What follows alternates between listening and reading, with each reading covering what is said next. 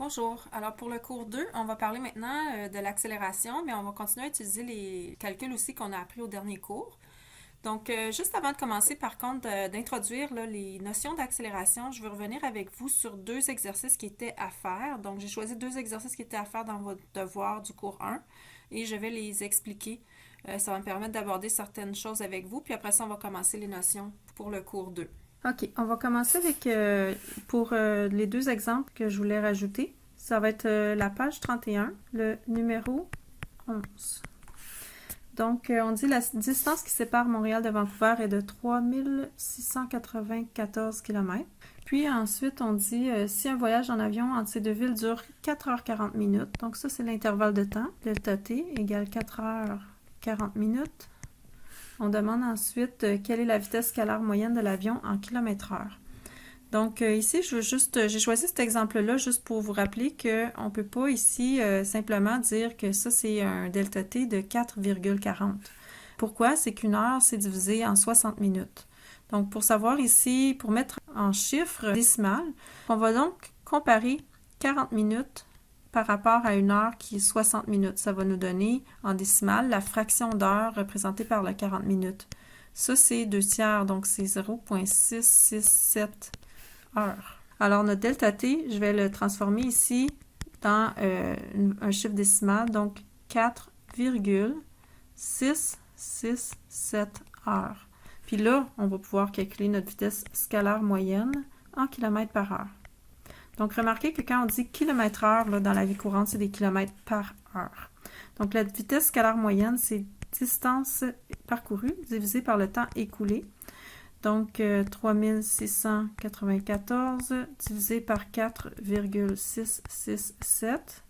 Et là, lorsqu'on fait notre calcul, on obtient ici une vitesse scalaire moyenne de 791,5 km par heure. Maintenant, je poursuis avec un autre exemple qui est à la page suivante. Donc là, je vais être à la page 32 et j'ai décidé de faire avec vous le numéro 13. Donc, on dit que le module d'exploration Mars Rover entamait sa mission en 1997.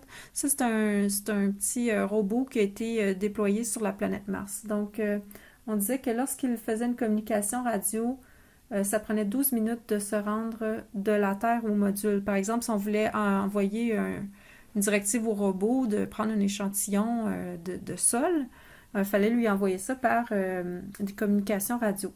Donc, le temps écoulé pour le message de se rendre de la Terre à la planète Mars, c'était 12 minutes. Puis, on nous dit aussi que la vitesse des ondes radio dans le vide est de 3 fois 10 à la 8 mètres par seconde. Les ondes radio voyagent à la même vitesse que les ondes lumineuses.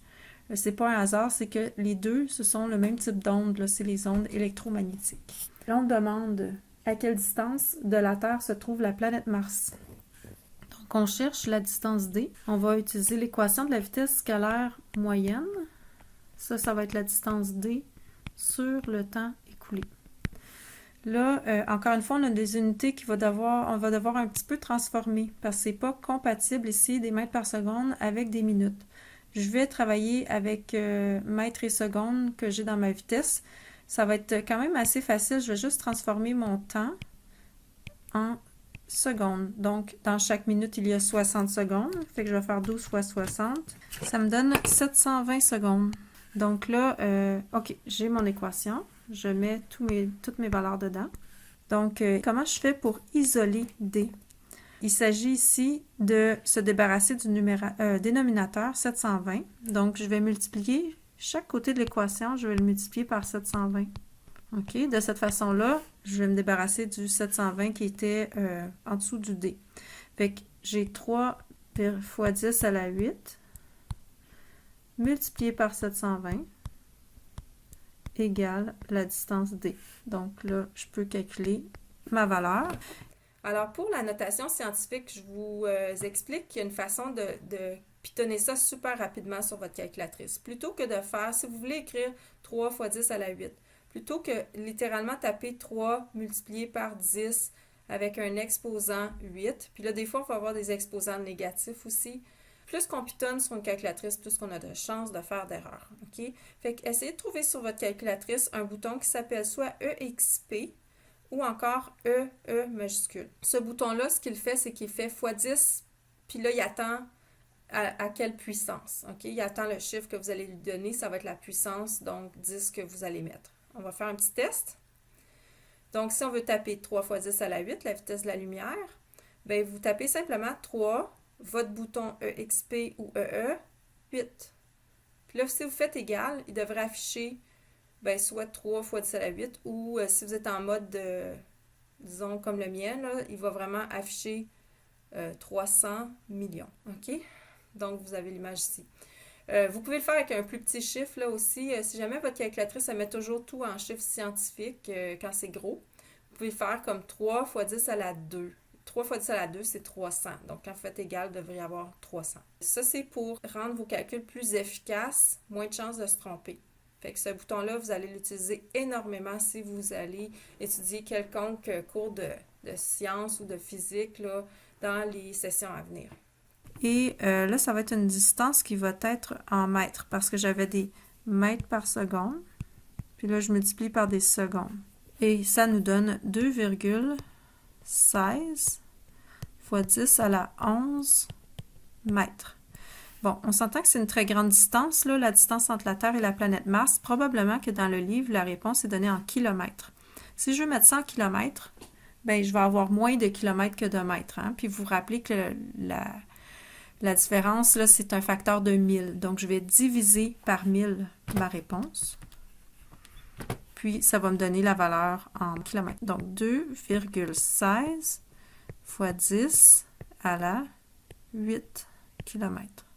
OK, on va faire un autre exercice de révision pour être sûr que c'est bien compris là, les distinctions entre distance et déplacement, mais aussi entre les différents types de vitesse. Donc, on dit ici, on a une auto-téléguidée qui tourne en décrivant une trajectoire circulaire de rayon de 2 mètres et elle fait un tour complet en 5 secondes. On indique que sa vitesse scalaire instantanée est constante. Quand on parle de sa vitesse scalaire instantanée, c'est comme à chaque instant, là, si on se pose la question quelle est la vitesse scalaire, bien, elle est la même. Donc, ça, c'est comme si on était dans une voiture, puis l'odomètre qui indique la vitesse reste toujours la même valeur. Donc là, on demande quelle est justement sa vitesse scalaire moyenne pour un tour. Alors, on se rappelle que la vitesse scalaire moyenne, c'est calculé en divisant la distance parcourue par le temps.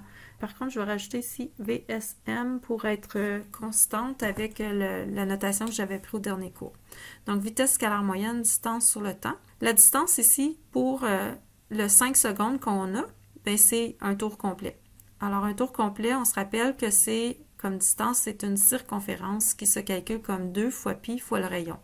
Donc ici, 2 fois pi fois 2 mètres. On divise par le temps que ça prend pour parcourir cette distance-là et on obtient la vitesse scalaire moyenne en mètres par seconde, donc la valeur indiquée ici. Ça, c'est pour la vitesse scalaire moyenne. Maintenant, on a vu un autre type de vitesse au dernier cours qui était la vitesse vectorielle moyenne. La distinction, c'est que ce n'était pas D, la distance ici, mais plutôt le déplacement. Là, j'ai changé de page, mais l'énoncé de la question est absolument identique. Là, je l'ai juste recopié. Donc, on demande quelle est la vitesse vectorielle moyenne pour un tour. Donc, la vitesse vectorielle moyenne, c'est le déplacement sur le temps écoulé. Mais le déplacement, par définition, c'est une ligne imaginaire là, qui va partir du point de départ puis qui va aller relier en ligne droite au point d'arrivée. Mais là, si on parle d'un tour complet, bien, ma voiture, elle va être revenue exactement au même endroit qu'elle était au départ. Donc, si je relie de façon directe le point de départ et le point d'arrivée, il n'y a pas de ligne, c'est le même endroit. Alors, le déplacement sur un tour, c'est 0. Donc, on aurait une vitesse vectorielle moyenne de 0. Donc, le mot le dit, là, le mot moyenne, hein, c'est vraiment une vitesse vectorielle moyenne qu'on vient de calculer. À cause qu'on a choisi un tour complet, ça donne 0. Mais la vitesse vectorielle n'est pas 0 en tout temps si on ne fait pas une moyenne, là, si on s'intéresse à sa valeur instantanée. Ça, c'est la question C, OK? Donc, encore toujours le même énoncé de question. En C, on demande sa vitesse vectorielle instantanée est-elle constante? Je vais vous faire une illustration ici pour vous montrer le vecteur de vitesse vectorielle instantanée. Qu'est-ce que c'est que la vitesse vectorielle instantanée? C'est si on mesure la vitesse vectorielle sur un extrêmement petit déplacement. OK? Donc, mettons que la voiture a avancé de, je ne sais pas moi, 5 mm. bien, à ce moment-là, on fait le calcul qu'on vient de faire sur la trajectoire qu'elle a parcourue, avec le temps que ça a pris. Puis là, on va obtenir une vitesse, une certaine vitesse, mais elle va, vu que c'est un vecteur, elle va avoir une orientation dans l'espace. Donc, quelle est la vitesse de la voiture? Son orientation, bien, ça va toujours un peu vers le devant de la voiture. OK? Donc, le vecteur de vitesse ici suit la trajectoire de la voiture. Alors, la vitesse vectorielle instantanée, on ne peut pas dire qu'elle est constante. Parce que il y a quelque chose qui change, c'est l'orientation de cette vitesse-là. Elle est toujours en train de progresser selon la tangente du cercle. Donc, on répond ici que la vitesse vectorielle instantanée n'est pas constante parce que pendant que l'auto tourne, sa vitesse vectorielle change de direction. Pour dire que la valeur serait constante, il faudrait qu'on ait toujours la même direction. Ici, maintenant, on va commencer à parler des accélérations. Okay? Donc, en physique, un objet accélère si la vitesse vectorielle moyenne n'est pas constante. Donc, pour les accélérations, on considère la grandeur de l'accélération, mais on considère aussi son orientation dans l'espace. Donc, on peut dire qu'un objet qui accélère, il pourrait être en train d'aller de plus en plus vite. Ça modifierait la grandeur de sa vitesse vectorielle moyenne. Ou aller de moins en moins vite, même chose, ça modifie la grandeur de sa vitesse vectorielle moyenne. Puis, finalement, on pourrait aussi dire qu'il y a une accélération dès qu'un objet tourne. Donc, c'est pas obligé qu'il tourne en changeant sa vitesse. Le simple fait de tourner, comme ça modifie l'orientation de la vitesse vectorielle instantanée, bien, ça fait qu'il y a une accélération. Un peu comme dans le cas qu'on vient juste de voir, la voiture téléguidée n'allait pas de plus en plus vite, mais le simple fait que son orientation changeait parce qu'elle faisait une trajectoire circulaire, c'est lié à une accélération. On va ici regarder aussi la direction des vecteurs là, dans différents scénarios. Parce que faut comprendre que si on parle, mettons, d'un objet comme une voiture, si on dit la voiture avance, ben c'est parce qu'on suppose qu'elle va dans la direction vers le devant d'elle-même. Okay? Fait que si, par exemple, on dit en A, l'auto avance de plus en plus vite, on veut indiquer le sens des deux vecteurs, la vitesse et l'accélération. Donc, si elle avance, bien sûr, le vecteur de vitesse va être orienté vers son devant. OK? Puis là, j'ai mis le signe. Supposons qu'on a un axe des X dans le sens positif. Là. Quel serait le signe de nos vecteurs ici? OK? Fait que la vitesse serait positive. Puis là, si elle avance de plus en plus vite, quand ça va de plus en plus vite, c'est que l'accélération pointe dans le même sens que la vitesse. Donc, là, elle serait positive aussi. Si en B, on dit l'auto avance, mais de moins en moins vite. Donc, la vitesse est encore orientée vers la droite et positive, mais vu qu'elle va de moins en moins vite, l'accélération est de sens contraire à la vitesse. Donc, elle serait négative. Je l'ai mis à l'arrière ici. Là, je veux vous faire comprendre que dans beaucoup d'exercices, quand on ne donne pas un sens dans l'espace, on ne dit pas une voiture va vers la droite, ou etc., on va prendre pour acquis que la vitesse est une valeur positive. Puis là, si elle décélère la voiture, bien là, on va dire l'accélération est négative. Mais lorsqu'on donne des références spatiales, c'est pas toujours le cas. On va voir ici, par exemple, en C, on dit l'auto avance de moins en moins vite. Si l'auto avance, ça veut dire qu'elle se dirige vers son propre devant, donc c'est vers la gauche. La vitesse ici serait négative.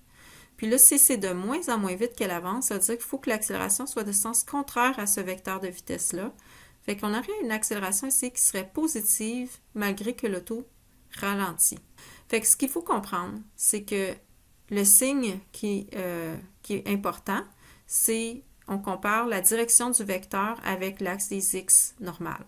Fait que si c'est dans le même sens que l'axe des X, bien, ça va être positif. Puis si c'est dans le sens contraire, ça va être négatif.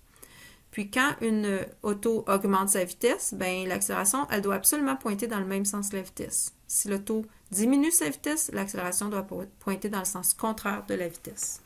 Dernière situation, c'est l'auto tourne vers la droite. Donc, si elle tourne vers la droite, on a vu que sa vitesse instantanée est tangente à la trajectoire. Donc là, j'aurais une trajectoire quand même circulaire, comme ça. Mais sa vitesse, ça va être tangente à la trajectoire. Donc, bon, je n'ai pas très bien représenté mon cercle, là, mais ce serait comme horizontal ici, c'est comme au sommet de mon cercle. Puis, bien sûr, ce vecteur de vitesse-là, il va tourner avec la voiture pour suivre la tangente du cercle. Maintenant, le sens de l'accélération dans une situation comme ça, c'est orienté vers le centre de la trajectoire circulaire. Donc ici, on aurait une accélération qui serait vers le bas de l'écran. pour indiquer que ça tourne vers la droite.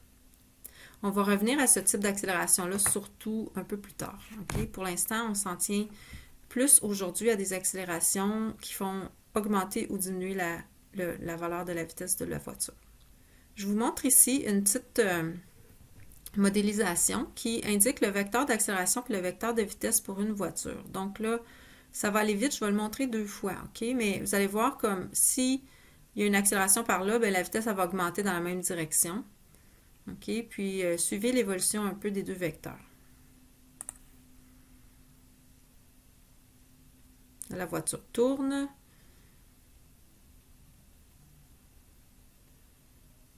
La voiture accélère. La voiture tourne et ralentit. Donc, l'effet peut être présent pour les 2 choses en même temps aussi. Donc, on note que quand l'accélération était vraiment perpendiculaire à la vitesse, là, ça faisait seulement que tourner. Mais si on a une accélération qui est perpendiculaire à la vitesse, mais qui pointe un peu dans le sens de la vitesse, ça va tourner en accélérant. Si ça pointe un peu vers l'arrière, ça va tourner en décélérant. Je vais le remontrer à nouveau.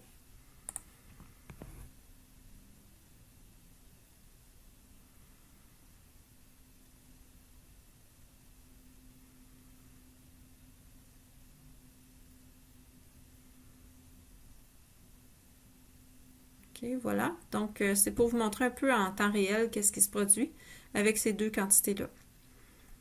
Maintenant, là, on s'attarde à la définition, l'équation, comment calculer une accélération. Donc, une accélération se calcule en faisant la variation de la vitesse par rapport au temps écoulé. Donc, le symbole ici devant le V est très important. OK? On ne peut pas prendre juste une vitesse puis la diviser par un temps.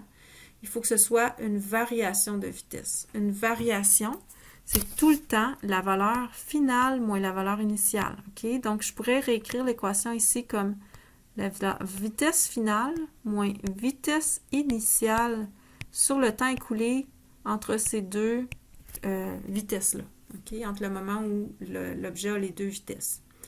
Les unités conventionnelles sont les mètres par seconde carré.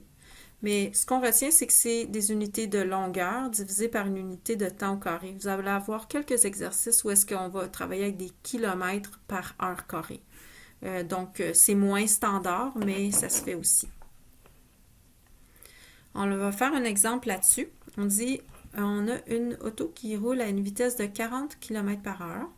10 secondes plus tard, sa vitesse est maintenant de 70 km par heure. Donc, comme on dit que c'est plus tard, la vitesse finale va être de 70 km par heure, puis avant, c'était la vitesse initiale 40 km par heure. On demande quelle a été son accélération. Puis là, supposons que vous arrivez devant un problème comme ça, puis dans votre livre, la réponse n'est pas en km par heure carré, est en mètres par seconde carré. Fait que là, il va falloir transformer nos unités et c'est beaucoup plus facile de transformer les unités d'une vitesse que d'une accélération. Donc, on va tout de suite convertir les vitesses qu'on avait en km/h, on va les convertir en mètres par seconde. Donc, comment on fait ça? On va ici multiplier par 1000 mètres pour, au lieu d'avoir des kilomètres, on va être rendu avec des mètres. Il y a 1000 fois plus de mètres que de kilomètres. Puis, on va diviser par le nombre de secondes dans une heure. Donc, c'est 3600 secondes dans chaque heure pour 60 secondes fois 60 minutes. Donc, ici, je fais 40 fois 1000 divisé par 3600. Ça me donne 11,1 mètres par seconde. C'est équivalent à 40 km par heure. Je fais exactement la même transformation pour la vitesse finale. Donc, je la multiplie le 70 par 1000. Ensuite, je divise par 3600. Puis, j'obtiens 19,4 mètres par seconde. Pour ce qui est de se rappeler de cette manipulation-là, parce que vous allez le faire beaucoup, il y a différentes façons. Là. Il y en a qui vont préconiser de transformer comme le facteur ici de 1000 divisé par 3600, ça revient à faire 40 divisé par 3,6. OK? Si on simplifie, là, c'est ce que ça donne. Puis même chose ici, 70 divisé par 3,6. Donc le facteur 1000 et 3600, ça se combine pour faire 3,6. Par contre, je vois souvent des gens qui se mélangent entre est-ce que je dois diviser ou multiplier par 3,6. Là, pour ça, je vous dirais de remarquer que la valeur en mètres par seconde est tout le temps plus petite que la valeur en kilomètres-heure. Fait que si je sais que j'ai des kilomètres-heure, puis il faut que je retrouve des mètres par seconde, ben il faut que ça devienne plus petit, donc je vais diviser par 3,6. Maintenant qu'on a nos vitesses finales et vitesses initiales en mètres par seconde, là, on peut calculer l'accélération en faisant la variation de la vitesse divisée par le temps écoulé. Donc, la variation de la vitesse, comme j'ai mentionné, c'est la valeur de la vitesse finale moins la valeur de la vitesse initiale, puis là, on divise par le temps qui s'écoule entre les deux moments, les deux instants. Donc, on obtient, dans ce cas-ci, une vitesse en mètres par seconde carré de 0,83. Donc, comme j'ai dit, si la réponse dans le livre est en mètres par seconde carré, transformez, assurez-vous d'avoir des vitesses en mètres par seconde au départ, OK? Puis un intervalle de temps ici en secondes. C'est beaucoup plus simple que de calculer la vitesse en kilomètres par heure carré puis la transformer après. Ça, on ne va pas rentrer dans ces conversions-là. Donc, voici les tâches à compléter pour aujourd'hui. Vous avez les lectures des pages 35 et 36, puis ensuite, c'est suivi d'exercices. Je vais juste regarder avec vous un exercice avant de vous laisser, parce que la solution est animée. Donc, je vais aller à la page 37 à 40. C'est le numéro 10. En fait, c'est à la page 39. OK? Je vous laisse mettre pause pour le lire. Puis là, on se retrouve avec la solution. Donc, on a dit, une voiture et une motocyclette se déplacent entre Montréal et Québec sur l'autoroute 20. On suppose que l'axe des X pointe vers Québec. Donc, c'est ce que j'ai illustré ici. OK? On a Montréal à gauche, Québec à droite, l'axe des X pointe vers Québec. On doit dire dans chacun des scénarios si la vitesse et l'accélération est positive, négative ou zéro. Donc, en A, on dit « Les deux véhicules se dirigent vers Québec ». Déjà là, on voit que leur vitesse va être positive. OK? Ils s'en vont vers Québec. Bien, la vitesse du véhicule A puis de l'auto et de la moto sont dirigées vers Québec, donc c'est le sens positif. On dit ensuite « Il roule à vitesse constante, cependant la motocyclette roule plus vite que la voiture ». Ici, j'ai mis un vecteur plus grand pour montrer que la moto roule plus vite. Mais elle roule à vitesse constante. Donc, dans les deux cas, il n'y a aucune accélération. L'accélération est zéro quand on dit que la vitesse est constante. En B, on dit la voiture se dirige vers Québec, tandis que la motocyclette se dirige vers Montréal. Donc, ils s'en vont l'une vers l'autre. La grandeur de la vitesse des deux véhicules augmente. Donc, ils vont de plus en plus vite. Ça veut dire qu'il faut que l'accélération du véhicule pointe dans la même direction que sa propre vitesse. Donc, pour la voiture, l'automobile, ben, la vitesse va être positive et l'accélération va être positive puisque les deux pointent vers Québec. Mais la moto, elle, se dirige vers Montréal. Donc, en augmentant sa vitesse, ça veut dire que l'accélération aussi est dirigée vers Montréal. Donc, ces deux vecteurs-là vont être négatifs. Et finalement, la troisième situation ici, on dit « Les deux véhicules se dirigent vers Montréal. La motocyclette accélère pour dépasser la voiture. La voiture freine pour la laisser passer. » OK, ils s'en vont les deux vers Montréal. OK. Puis, on a donc deux vitesses qui sont dirigées vers Montréal, qui vont être négatives. La voiture, elle freine, OK? Donc, son accélération doit pointer dans le sens contraire de sa vitesse, ce qui nous indique ici qu'on a une vitesse négative, puis une accélération positive. La moto, elle, va de plus en plus vite pour dépasser la voiture, donc son accélération pointe dans le même sens que sa vitesse, donc on va avoir ici deux vecteurs négatifs. Alors, je vais aussi vous afficher les solutions dans la vidéo, mais si vous préférez travailler à partir du fichier directement, elles vont être en mode PowerPoint aussi dans un document disponible sur Léa. Alors, voici les réponses, c'est pas les solutions, excusez-moi, c'est les réponses des questions.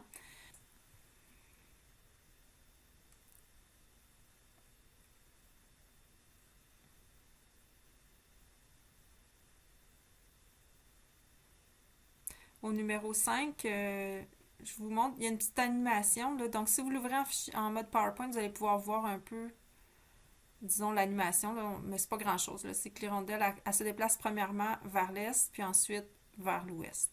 Donc, on voit la direction là, du mouvement dans l'animation. Puis c'est suivi des démarches.